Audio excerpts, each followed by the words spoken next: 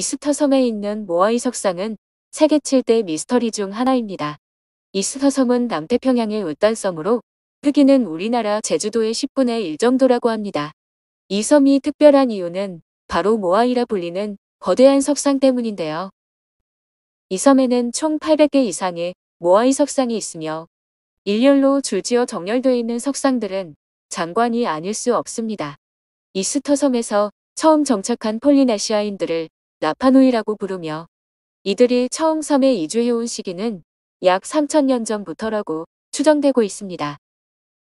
학자들은 모아이 석상을 가장 빈번하게 만들기 시작한 시기를 11세기에서 17세기까지라고 추정하고 있습니다.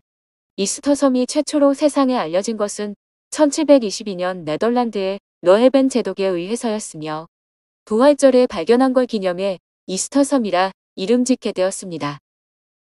르헤벤 제독은 이 섬은 나무 한 그루 없는 초원이 펼쳐진 섬에 커다란 석상들이 모여있는 기괴한 곳이라 기록했다고 합니다.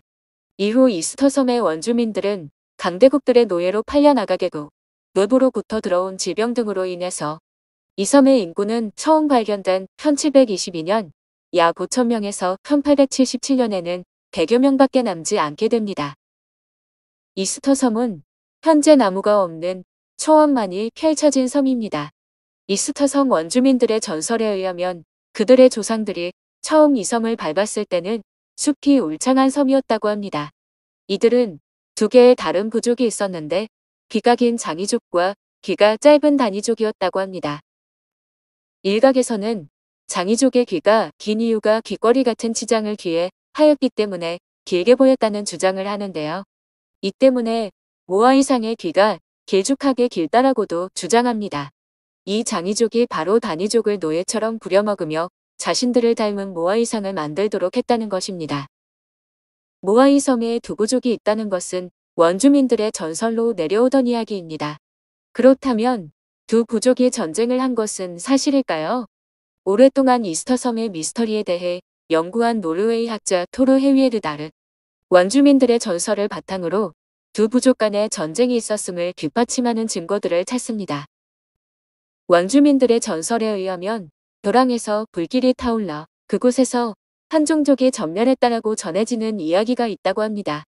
헤위에르달은 산에서 창호 같은 도랑을 발견하고 파내려간 지층에서 불에 타는 적이 있는 재와 돌멩이들을 인위적으로 모아놓은 곳을 찾게 됩니다. 이에 헤위에르달은 이곳이 전설에 나온 부족 간 전쟁의 증거라고 주장하게 됩니다. 이후 그는 놀라운 가설을 주장하는데요. 이곳의 원주민이었던 다니족을 지배한 후 노예로 만든 장이족이 바로 페루에서 건너온 잉카인들이었다는 이야기였습니다. 400년 전 스페인군이 잉카 문명을 멸망시킬 당시 배를 타고 탈출한 잉카인들이라고 말입니다. 그는 이스터 섬의 거석들이 잉카의 거석 문화에서 온 것이라 주장했습니다. 페루에서 발견되는 또 하나의 미스터리가 생각나게 되는데요. 바로 나스카 라인입니다. 거대한 지상화를 만든 문화가 이스터 섬에서 거석 문화로 이어졌다는 것은 어느 정도 설득력이 있어 보입니다. 그런데 모아이 석상이 만들어지기 시작한 시기는 서기 400년경부터라고 추정하고 있기 때문에 이스터 섬의 문명이 잉카 문명보다 이전이라는 것이 학계의 일반적인 견해입니다. 이후 경쟁적으로 모아이를 만들고 여러 부족으로 나뉘어 끊임없는 전쟁을 하면서 자멸의 길을 걷고 나무 하나 없는 초원의 섬으로 황량하게 변하고 말았다고 합니다. 유력한 설은 모아이 석상을 만들어 옮기는데 모든 나무를 베어버려 그들은 오도 가도 못하는 신세가 되어버렸다고 하는데요. 나무가 없어서 배도 만들지 못하고 섬에 고립되어 버렸다고 합니다. 나무가 없으니 이 섬의 야생동물들이 멸종한 것은 당연한 수순이었을 겁니다. 이때부터 이 섬의 원주민들은 모아이가 아닌 새로운 신을 믿기 시작했다고 하는 설이 존재하는데요. 바로 마케마케라는 얼굴은 새이고 몸은 인간인 조인입니다. 이들은 모아이 석상의 눈과 모자를 파괴하고 서댕의 등에 마케마케를 그려넣었다고 합니다. 마케마케는 인간을 창조한 신으로 전해려오고 있습니다. 일각에서는 섬에 고립된 인간들이 새로 변하여 섬을 탈출하고자 하는 의지를 반영한 것이라고도 합니다. 이와는 다른 마케마케 전설 또한 동시에 존재하는데요. 원주민들의 전설에 따르면 높은 벼랑에 새알을 가져오는 자를 부족의 지배자로 추대하는 전통이 있었다고 하며 이는 그것을 묘사한 것이라고 합니다. 하지만 거성 문화를 이룬 발전된 문명에서 험한 벼랑 위에 알을 가져오는 담력과 체력을 가진 사람을 지배자로 추대하였다는 주장은 설득력이 떨어지는 이야기가 아닐까요? 원주민들의 주식으로 삼았던 생선뼈와 고래뼈들을 조사한 결과 예전 이곳의 원주민들은 먼 곳까지 배를 타고 나아가 고래를 사냥하여 생선보다 많은 양의 고래를 주식으로 했다는 것을 밝혀내게 됩니다. 만들다만 모아이들은 이스터성 곳곳에서 쉽게 찾아볼 수가 있습니다. 모아이상의 운반 방법은 더 이상 미스터리가 아니게 된 지 오래입니다. 머리에 줄을 묶고 세운 뒤 균형을 맞추어 빗둥거리며 이동하는 것을 직접 현대인들이 재현해 냅니다.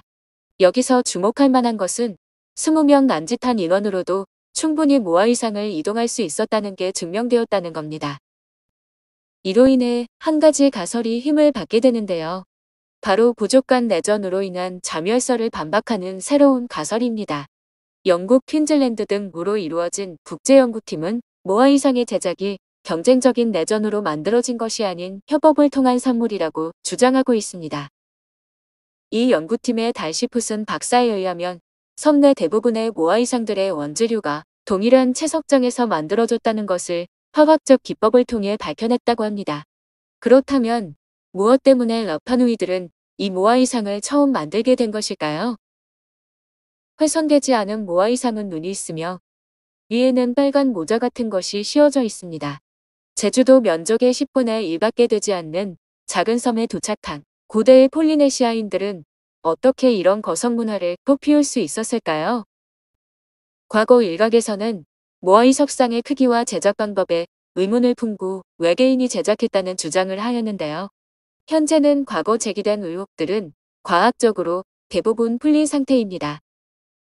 하지만 모아이 석상을 누가 만들었는지는 밝혀졌지만 왜 만들게 된 건지는 아직도 미스터리로 남아 있습니다. 일각에서는 이스터 섬이 태평양 아래 가라앉아 있는 초고대 문명의 흔적이라고도 합니다.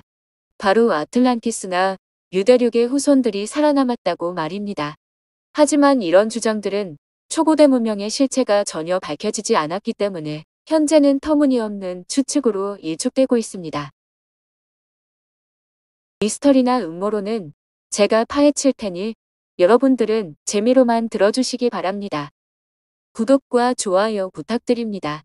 제게 큰 힘이 됩니다.